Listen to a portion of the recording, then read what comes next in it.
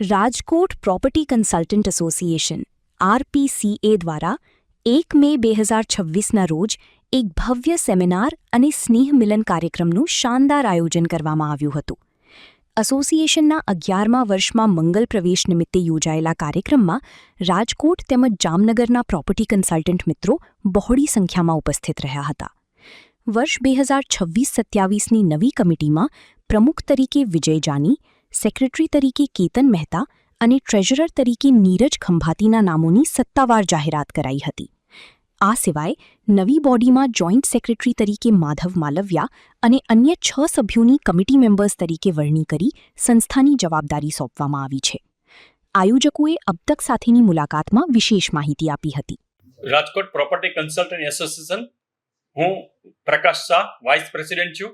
સાથે વિજયભાઈ જાની અમારા પ્રેસિડેન્ટ સાહેબ આવ્યા છે, નીરજભાઈ ખંભાતી અમારા ટ્રેઝરર છે, સાથોસાથ અમારા અતુલભાઈ સુરાણી, સાથે માધવ માલવિયા અને પાછળ આપણે બેઠા ચેતનભાઈ વિઠલાણી. આ દરેક એસોસિએશનના અમારા કમિટી મેમ્બર્સ છે.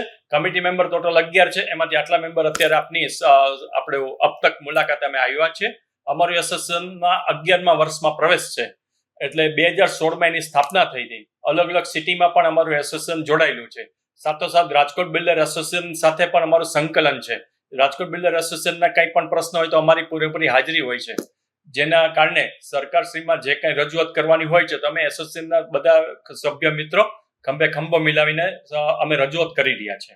અને અમારા જે કંઈ સભ્યો છે અલગ અલગ સિટીના પણ, એ દરેકને અમે સાથે બિલ્ડર બોન્ડિંગ મીટમાં પણ અમે બિલ્ડરો સાથે મિટિંગ કરીએ છીએ અને સાથે બિલ્ડર બોન્ડિંગ મીટમાં સારામાં સારો બિઝનેસ જનરેટ થાય તેવો અમે પ્રયત્ન કરીએ છીએ.